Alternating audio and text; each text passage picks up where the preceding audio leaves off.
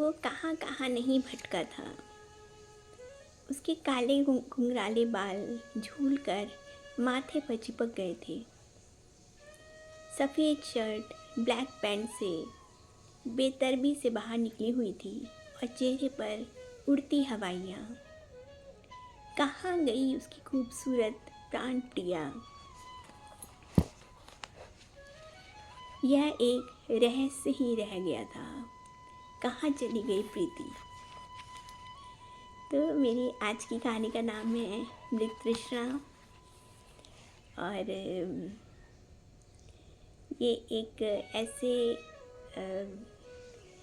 स्त्री की कहानी है जो बेहद खूबसूरत थी, लेकिन उस जीवन में कुछ ऐसा घटित होता है कि उसका पूरा परिवार छिन्न भिन्न हो जाता है।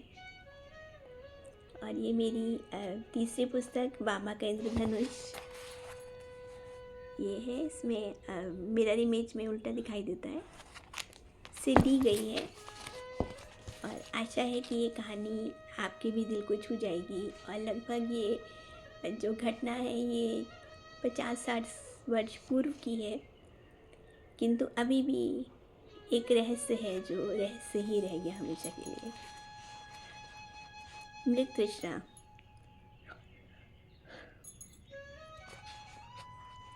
उसकी आंखों में एक छोटा सा काला तिल था।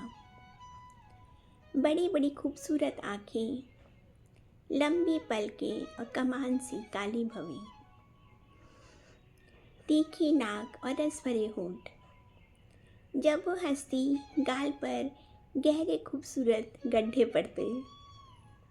प्रीति, हाँ प्रीति ही नाम था उसका। प्रीति के पति संजय PWD में SDO साहब थे।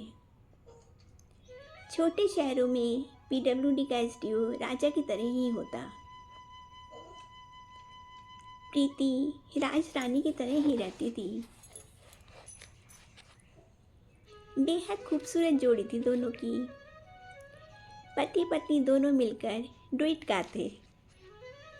संजय की आवाज़ किसी ज़माने के मशहूर फिल्मी गायक किशोर कुमार की आवाज़ से मिलती जुलती थी।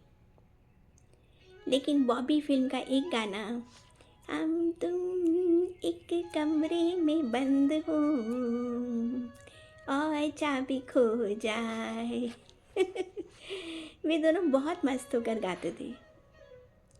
और साथ में प्रीति टेबल पर तबला बजाती। लंबी पतली और भूरे लंबे बाल। वो बेहद सुंदर भरतनाट्यम भी करती। कॉलोनी भर की छोटी छोटी लड़कियां उससे डांस सीखने आती और प्रीति आंटी करके उसके आसपास घूमती रहती। प्रीति आंटी भी बड़ी खुश होकर सबको डांस सिखाती।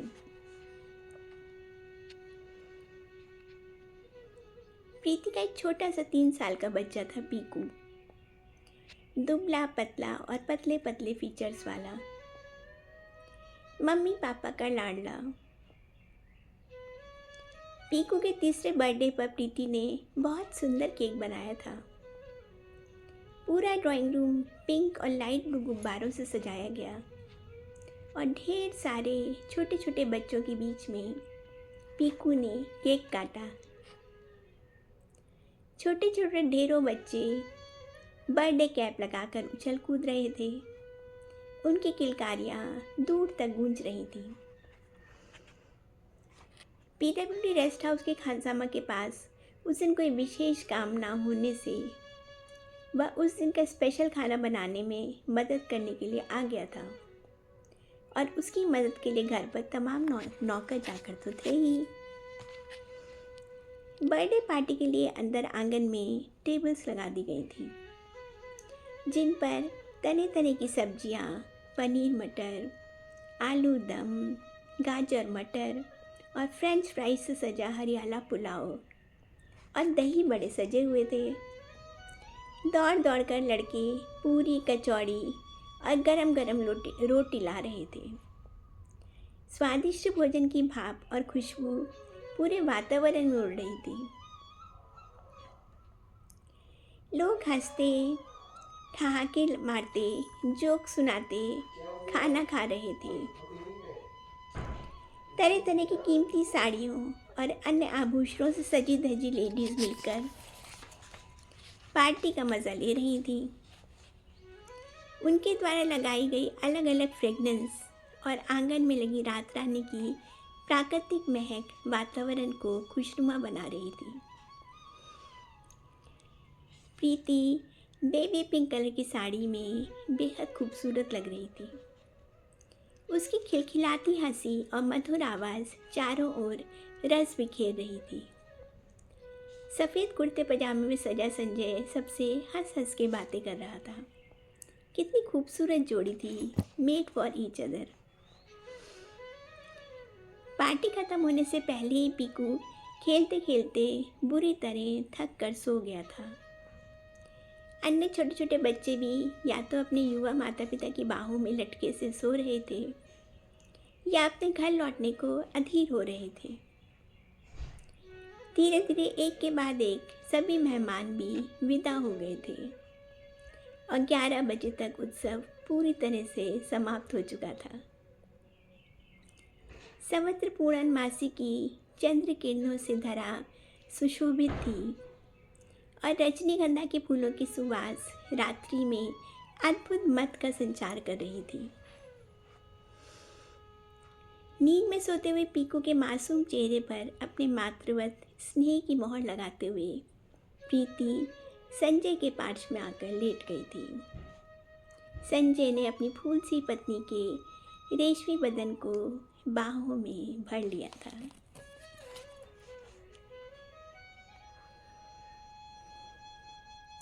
वो कहाँ कहाँ नहीं भटका था। उसके काले घुंघराले बाल झूलकर माथे पर चिपक गए थे। सफ़ेद शर्ट ब्लैक पैंट से बेतरबी से बाहर निकली हुई और चेहरे पर उड़ती हवाइयाँ। कहाँ गई उसकी खूबसूरत प्राण प्रिया। बर्थडे के 2 दिन बाद वो पीकू को आया के पास छोड़कर शॉपिंग करने मार्केट गई थी। संजय ने फ़ोन पर कहा भी था कि वो ऑफिस से जीप भेज सकता है, लेकिन प्रीति ने यह कहते हुए मना कर दिया था कि अरे आप अपना काम कीजिए, मार्केट घर के पास ही तो है और फिर साइकिल रिक्शा तो यहाँ आसानी से मिल ही जाती है, मैं उसी से चली जाऊँगी। उसी रिक्शा में घूमने में बड़ा मज़ा आता था। रिक्शा में बैठते ही उसे कॉलेज के वे दिन याद आ जाते थे जब 3 सहेलियाँ एक ही रिक्शा में बैठकर पिक्चर देखने जाती थी। क्लास की टॉपर और बेहद कुशल नृत्यांगना प्रीति सभी टीचर्स की फेवरेट थी। इंग्लिश लिटरेचर और हिस्ट्री की छात्रा, माँ पापा की इकलौती बेटी, जहाँ जाती सबका मन मोह लेती। उस दिन वो सिल्क की साड़ियों के शॉप पर गई थी और आती दिवाली के लिए बेहद खूबसूरत फिरोज़ी साउथ सिल्क की साड़ी खरीदी थी।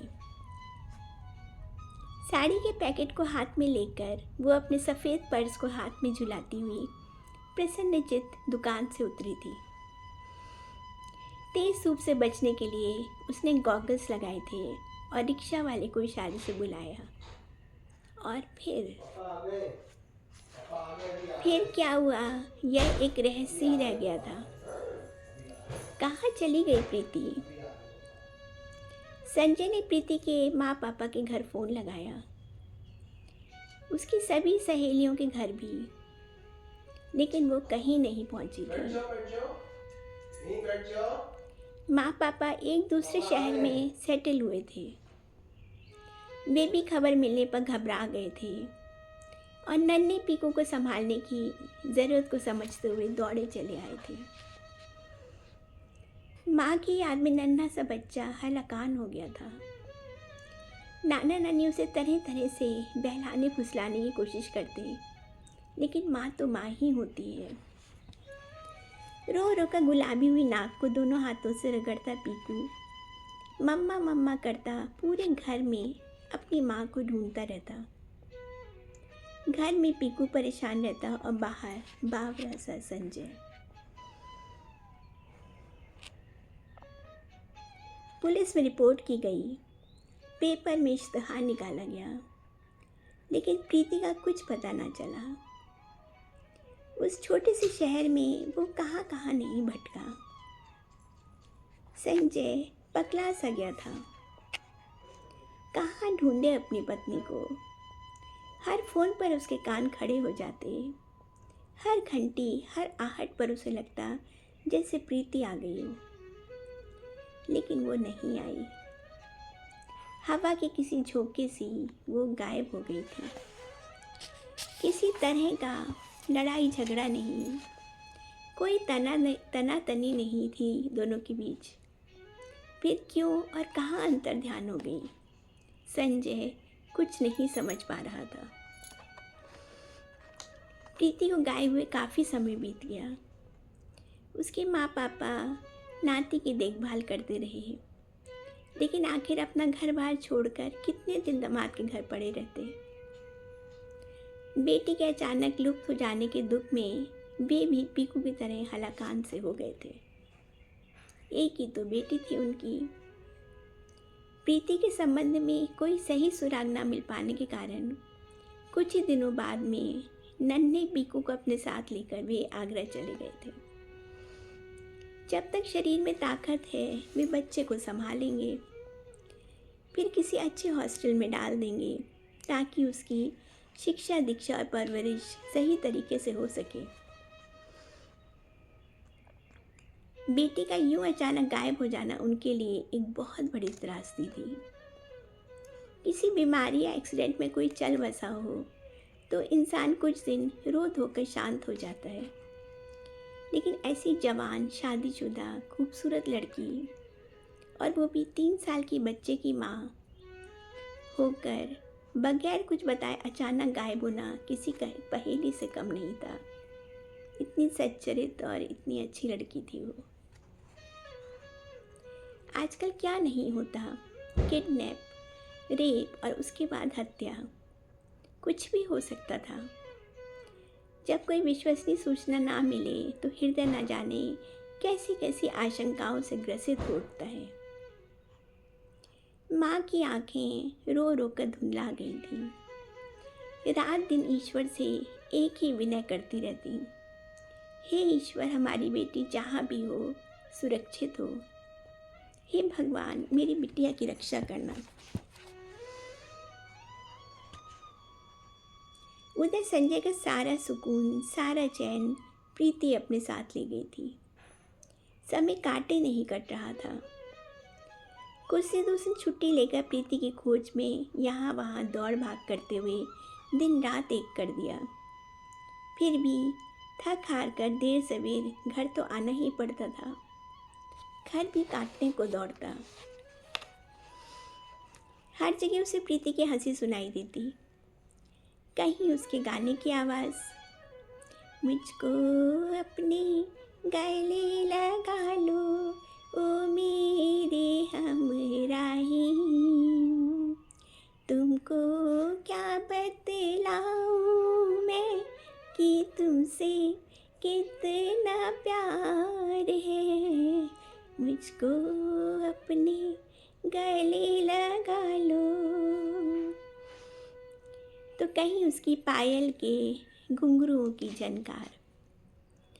ड्रेसिंग टेबल के शीशे के सामने तो कई बार उससे भ्रम होता जैसे प्रीति अपने नृत्य की भंगिमाएं बना रही हो। कभी लगता जैसे उसके कोमल हाथ पीछे से उसे बाहों में भर लेंगे, तो कभी उसकी रेशमी साड़ी का आंचल सरसराने का एहसास चौंका जाता।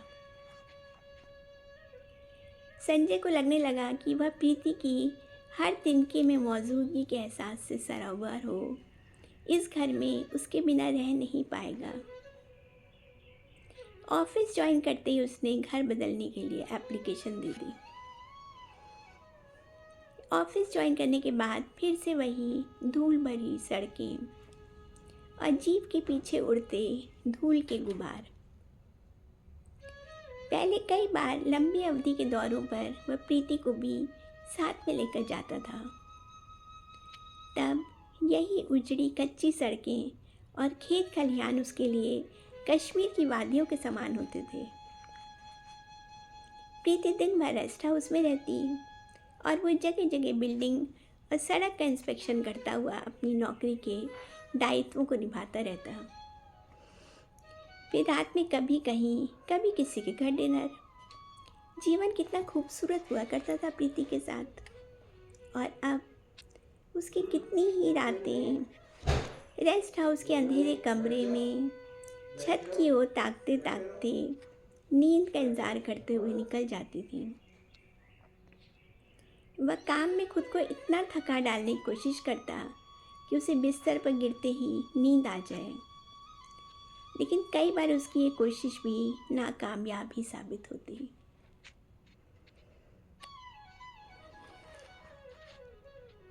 एक दिन सुबह सुबह 5 बजे फ़ोन की घंटी घनघना उठी थी। हेलो संजय, मैं सत्येंद्र। सॉरी दोस्त, मैंने अचानक ही तुम्हें सुबह सुबह 5 बजे फ़ोन मिला लिया। उन्नीदी सी अलसाई आवाज़ में संजय ने प्रति उत्तर देते हुए कहा, नहीं नहीं, कोई बात नहीं, मैं तो वैसे जाग ही गया था। और बताओ, कैसे याद किया सुबह सुबह? कोई ख़ास बात है क्या? संजय, मैंने प्रीति भाभी जी के लापता होने की बात सुनी तो थी बहुत पहले, लेकिन कल ही मैंने यहाँ शायद भाभी जी को देखा था। कल रात से तुमसे फ़ोन पर बात करने की कोशिश में था, लेकिन अब जाकर कॉल मिली है। उधर प्रीति के बारे में सत्येंद्र की बात सुनकर हर्ष और आश्चर्य से संजय की सांस रुक सी गई थी। लेकिन कहाँ? यहाँ हरिद्वार में लक्ष्मण झूले पर। सत्येंद्र, तुम उससे मिले? वो कैसे पहुँच गई वहाँ? किसके साथ? संजय भाई मेरे पास तुम्हारे किसी सवाल का कोई सही जवाब नहीं है। मैं और कुछ नहीं जानता सिवाय इसके कि कल मैंने हूबहू भाभी जैसी एक महिला को भगवा साड़ी और गले में रुद्राक्ष की माला डाले देखा। वह साधुओं के झुंड के बीच में यंत्र चलित से चली जा रही थी। मुझे तो पहचानने में भी समय लगा और यकीन से कुछ कह पाना मुश्किल है, क्योंकि जब तक मैं याददाश्त पर जोर डालकर पहचान पाता या आवाज़ देता, ढलती शाम के छुटपुटे में भीड़ में वो पता नहीं कहाँ गुम हो गई। मुझे कुछ समझ में भी नहीं आया। मेरा ख्याल है कि तुम्हें फ़ौरन हरिद्वार आ जाना चाहिए। ईश्वर ने चाहा तो उनको खोजने में जल्दी सफलता मिल सकती है। तुम जितना हो सके जल्दी से जल्दी हरिद्वार चले जाओ। सत्येंद्र ने उधर से आगे ज़्यादा कुछ नहीं कहा और फ़ोन रख दिया था। अचानक संजय के दिमाग में बिजली सी कौंधी। जिन दिनों प्रीति गायब हुई थी, उन दिनों सुनने में आया था कि साधुओं की बहुत सी टोलियाँ शहर में अवतरित हो गई थीं और शहर की भीड़ भाड़ भरी सड़कों पर घूमती रहती थी। क्या इस साधु के छंद वेश में उनमें से ही किसी टोली वाले ने सम्मोहित करके या कुछ सुंघाकर उसकी अप्सरा सी पत्नी को अगवा कर लिया था? संजय का दिमाग घूम रहा था। उसने सुन रखा था कि साधुओं के वेश में कुछ लोग सम्मोहनी शक्ति का प्रयोग करके अच्छे खासे समझदार लोगों के तन से गहने, पैसे, घड़ी सब उतरवा लेते हैं। क्या प्रीति भी ऐसी किसी सम्मोहनी शक्ति के जानकार का शिकार हो गई थी? लेकिन प्रीति अच्छी खासी शिक्षित और समझदार थी। उसको ना तो ज़्यादा पूजा पाठ का भरोसा था और ना ही साधु संतों के कहने पर वह अंधविश्वास की हद तक जा सकती थी। कभी संजय का मन कहता कि ऐसा नहीं हो सकता हो सकता, और कभी उसका मन कहता कि होने को दुनिया में क्या नहीं हो सकता। वह बुरी तरीके से संभ्रमित था कि उसे क्या करना चाहिए। सत्येंद्र उसके नज़दीकी दोस्तों में से था और नौकरी में बहुत समय से दोनों अलग अलग स्थानों पर पदस्थ होते रहे थे। लेकिन अगर सत्येंद्र का संदेह पक्का नहीं होता तो वह कदापि संजय को तुरंत निकल पड़ने का आग्रह नहीं करता। कुछ सोच विचार के बाद उसने हरिद्वार जाने का निर्णय लिया और अगले ही दिन किसी तरह हरिद्वार तक जा पहुंचा था। उसके बाद सत्येंद्र उसके मित्रों तथा अन्य परिचितों की सहायता से अगले 10-15 दिनों में उसने हरिद्वार, रुड़की, रुद्रप्रयाग, केदारनाथ, बद्रीनाथ तक का पूरा इलाका छान मारा था। ढेर सारे साधु संतों के आश्रम, मंदिर व ठहरने के अनेक स्थानों पर भटका, लेकिन प्रीति कहीं नजर नहीं आई।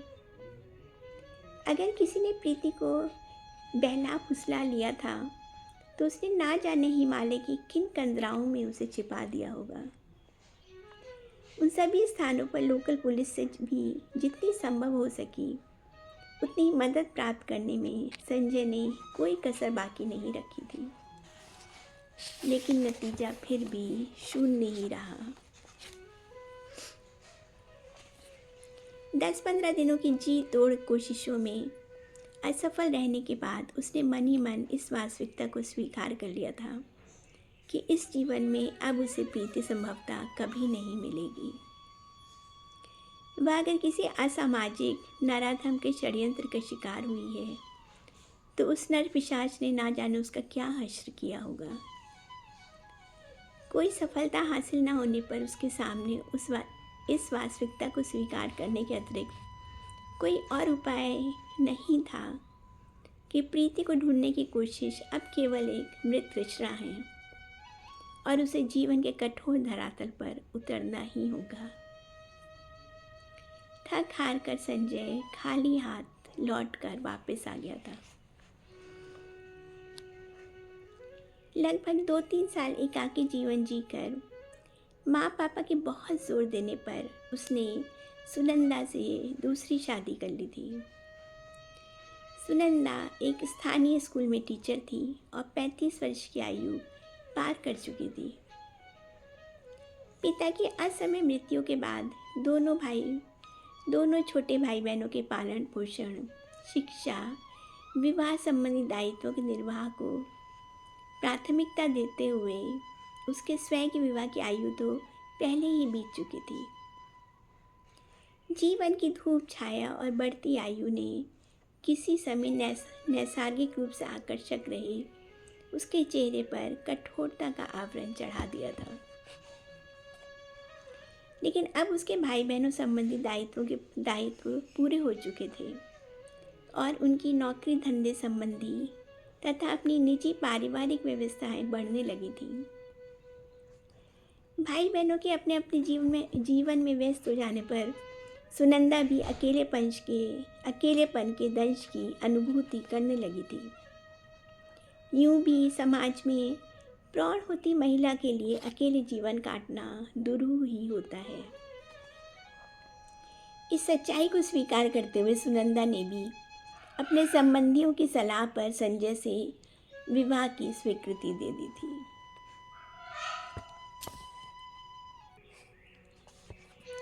कर्तव्यनिष्ठ सुनंदा ने संजय के जीवन में आते से ही उसकी उजड़ी गृहस्थी को संभाल लिया था।